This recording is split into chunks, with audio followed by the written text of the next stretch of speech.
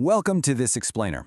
I'm absolutely thrilled you're here today because we're about to take a cinematic deep dive into one of the most fascinating and frankly terrifying business stories of our time.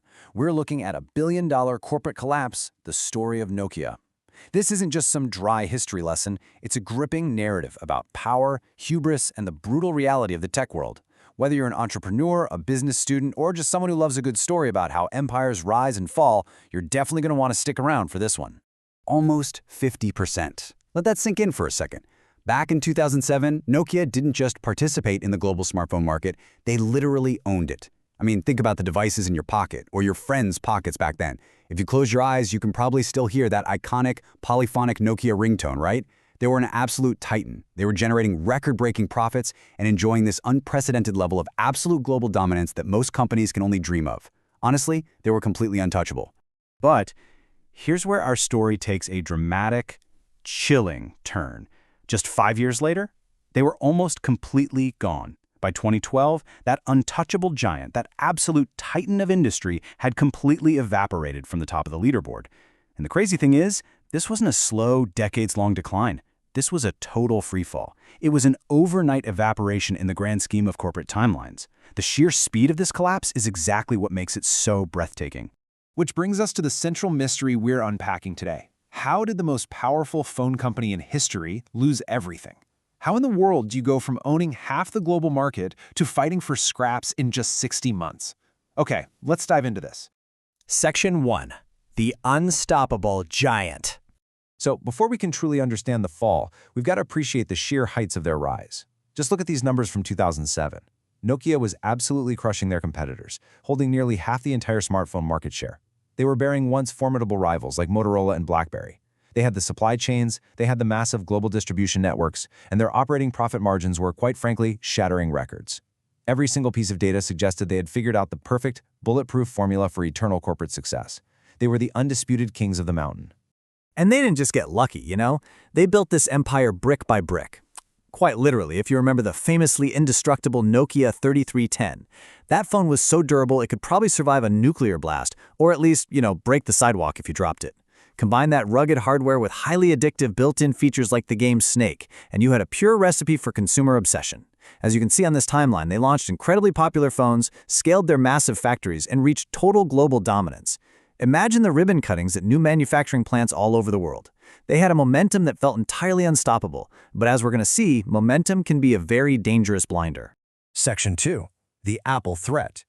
Every great story has a turning point, and ours happens right in 2007.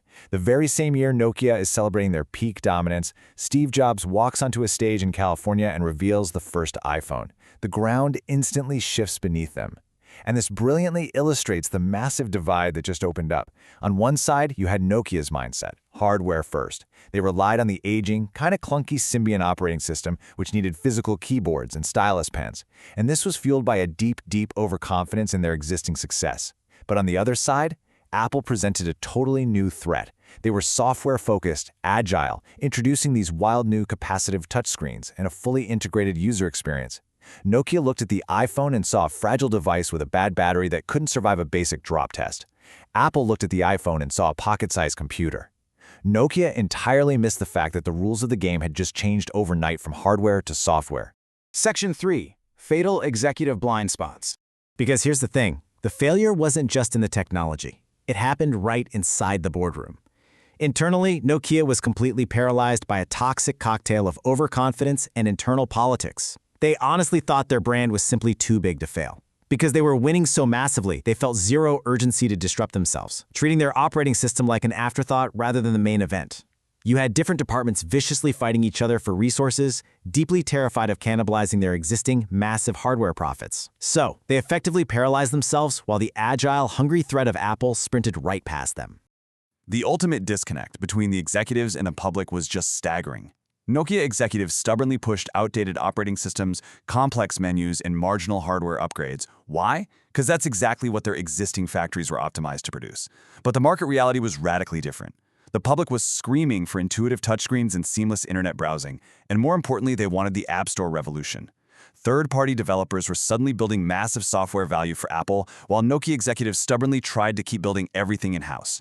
They believed that just because they were Nokia, they could dictate what the market wanted. But guess what? The market always wins.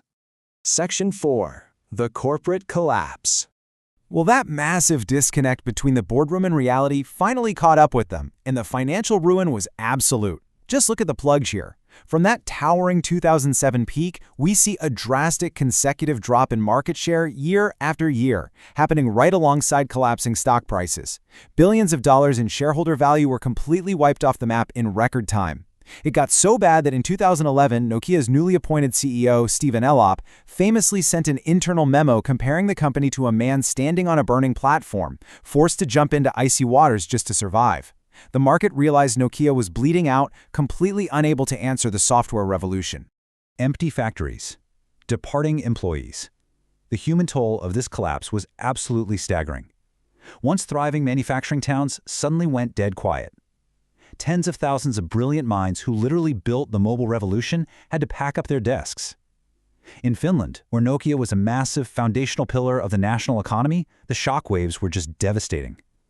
It's a stark, painful reminder that when executives fail to innovate, it's the everyday workers who are left standing in the empty factories. Section 5. Critical survival lessons. Now, we don't study history just to be sad about the past. We study it to arm ourselves for the future. And this disaster leaves us with a highly actionable, critical survival playbook. First, never underestimate new technology. Just because something looks fragile or weird initially doesn't mean it isn't a total revolution. Second, recognize that your current record profits are exactly what will blind you to the startup in the garage coming to eat your lunch. Third, you must innovate before you're forced to. Actually, let me emphasize that. If you wait until your competitor forces you to change, it's already too late. Fourth, listen to your customers, not to your internal biases, not to what your factories want to build, but to what the market is actually demanding. And finally, adapt faster than the market changes. Speed is your ultimate defense mechanism. So, the crucial point is, survival requires constant, proactive evolution. I want to leave this question ringing in your ears today. Look at your own business, your own career, your own projects. What are your blind spots? Are you resting on yesterday's successes?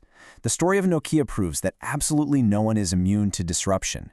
So will you innovate or will you be left behind?